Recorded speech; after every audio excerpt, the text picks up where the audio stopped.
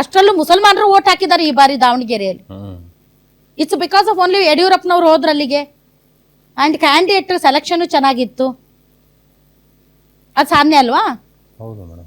ಅಲ್ಲೆಲ್ಲ ಒಗ್ಗಟ್ಟು ಆದ್ರು. ನೆಕ್ಸ್ಟ್ ಬರೋಣ.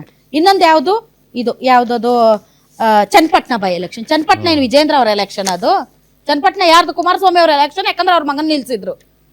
ಅವ್ರ ಮಗನ್ ನಿಲ್ಸಿ ಅವ್ರು ಗೆಲ್ಸ್ಕೋಬೇಕಾಗಿತ್ತು. ಇವರು ಕೂಡ ಹೋಗಿದ್ರು, ಇಲ್ಲ ಅಂತ ನಾನು ಹೇಳಿಲ್ಲ. But purely it's a fight between JDS and Congress. ಯಾಕಂದ್ರೆ JDS ಅದು ಹಳೆ ಮೈಸೂರು ಭಾಗ, ಅವರು ಅಲ್ಲಿ ತುಂಬಾ ಸ್ಟ್ರಾಂಗ್ ಇದ್ದಾರೆ. ಅದನ್ನ ಯಾಕೆ ವಿಜಯೇಂದ್ರ ಅವ್ರ ತಲೆ ಕಟ್ತೀರಿ ನೀವು? ಹಂಗಾದ್ರೆ ಮಗನನ್ನ ಗೆಲ್ಸಬೇಕಾಗಿತ್ತು. ಕುಮಾರಸ್ವಾಮಿ ಅವರು ಸಿಕ್ಕಾಪಟ್ಟೆ ಪ್ರಯತ್ನ ಪಟ್ರೆ ಅದಾಗ್ಲಿಲ್ಲ. ಬಿಕಾಸ್ ಸರ್ಕಾರ ಕಾಂಗ್ರೆಸ್ ದಿತ್ತು ಮತ್ತು DK ಶಿವಕುಮಾರ್ ಅವರು ತುಂಬಾ ಪರ್ಸನಲ್ ಆಗಿ ಇದನ್ನ ತಗೊಂಡಿದ್ರು. ಅದಾಯ್ತಾ? ಇನ್ನು ಶಿಗ್ಗಾವಿಗೆ ಬರೋಣ. By election. Shiggavi by election 2024-13 ನಡೀತು. ಯಾರು ಅಲ್ಲಿ ಕಂಟೆಸ್ಟ್ ಮಾಡಿದ್ದು? ಬಸವರಾಜ ಬೊಮ್ಮಾಯಿ, ಮಾಜಿ ಮುಖ್ಯಮಂತ್ರಿ ಅವ್ರ ಮಗ ಭರತ್ ಬೊಮ್ಮಾಯಿ. ಅವ್ರನ್ನ ಗೆಲ್ಸ್ಕೊಳ್ಬೇಕಾಗಿರೋದು ಯಾರು? ವಿಜೇಂದ್ರ ಅವ್ರನ್ನ ಬಿಟ್ಕೊಳ್ಳೇ ಇಲ್ಲ ಅಲ್ಲಿ. ನಿಮ್ಗೆ ಗೊತ್ತಾದು? ದಟ್ ಈಸ್ ದ ಇನ್ಸೈಡ್ ಮಾಹಿತಿಯಲ್ಲಿ. ಬಸವರಾಜ ಬೊಮ್ಮಾಯಿ ಅವರು ಮಾಜಿ ಮುಖ್ಯಮಂತ್ರಿಗಳು ತಮ್ಮ ಮಗನ್ನ ಅವ್ರು ಗೆಲ್ಸ್ಕೋಬೇಕಾಗಿತ್ತಲ್ಲಿ. ಬಹಳಷ್ಟು ಕಸರತ್ತು ಮಾಡಿದ್ರು. ಇವ್ರಿಗೆ ಅಲ್ಲಿ ಹೋಗಿ ಪ್ರಚಾರ ಮಾಡೋದಕ್ಕೂ ಬಿಡ್ಲಿಲ್ಲ ವಿಜಯೇಂದ್ರ ಅವ್ರನ್ನ. ತಲೆ ಕಟ್ಟೋದು ಯಾರಿಗೆ? ವಿಜಯೇಂದ್ರ ಅವ್ರಿಗೆ. ಅಂದ್ರೆ ನೀವು ವಿಜಯೇಂದ್ರ ಅವ್ರನ್ನ ಸುಮ್ಮನೆ ಬಿಟ್ಟು ಅವ್ರಿಗೆ ಯಾವುದೇ ಶಕ್ತಿ ಸಾಮರ್ಥ್ಯಗಳನ್ನ ಕೊಡದೆ ಅವ್ರು ಒಂಥರ ಹಲ್ಲಿಲ್ಲದ ಹಾವು ಅವ್ರಷ್ಟೇ. ಒಂದು ಕೈಗೊಂಬೆಯಾಗಿ ನಿಲ್ಸಿದಿರಿ. ಅವ್ರಿಗೆ ಶಕ್ತಿ ಕೊಡ್ರಿ. ನಿಮ್ಗೆ ಕೊಡೋ ಇಚ್ಛೆ ಇದ್ರೆ, ಶಕ್ತಿ ತುಂಬಿ, ಇಲ್ದಿದ್ರೆ ಬೇರೆಯವ್ರನ್ನಾದ್ರೂ ಕರ್ಕ ಬರ್ರಿ.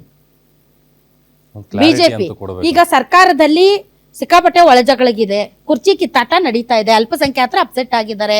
ಕೆಲವೊಂದು ಜಾತಿ ಸಮುದಾಯಗಳು ಅಪ್ಸೆಟ್ ಆಗಿದಾವೆ. ಬಿಕಾಸ್ ಆಫ್ ನೀವು ಜಾತಿ ಗಣತಿ ಎಲ್ಲ ಮಾಡಿದ್ರಿ. ಯಾವುದೇ ರೀತಿಯಾದಂತಹ ನೀವು ನಮಗೆ ಬೇಕಾದಂತಹ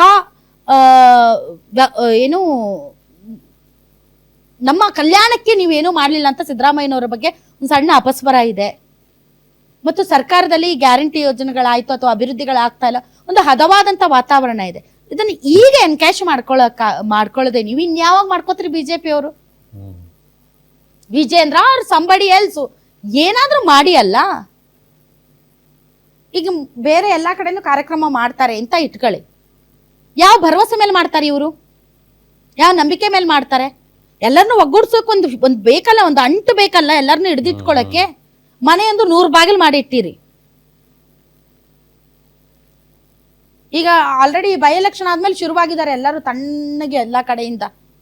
ಇವ್ರಿಗೆ ಯಾರಿಗೂ ಒಂದು ಎಲೆಕ್ಷನ್ ಗೆಲ್ಸೋಷ್ಟು ಶಕ್ತಿ ಇಲ್ಲ.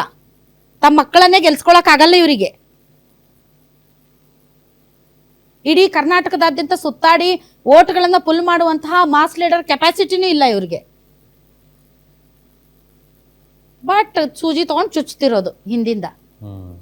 ಆಮೇಲೆ ಈ ಹೈಕಮಾಂಡ್ ಅಷ್ಟೇ ಕರ್ನಾಟಕನ ಯಾವತ್ತೂ ಸೀರಿಯಸ್ ತಗೊಂಡಿಲ್ಲ. ಅವರು ಯಾಕೆ ತಗೊಂಡಿರಲಿಲ್ಲ? ಯಡಿಯೂರಪ್ಪ ಅಂತ ನಾಯಕ ಇದ್ರು, ಅದಕ್ಕೆ ತಗೊಂಡಿರ್ಲಿಲ್ಲ.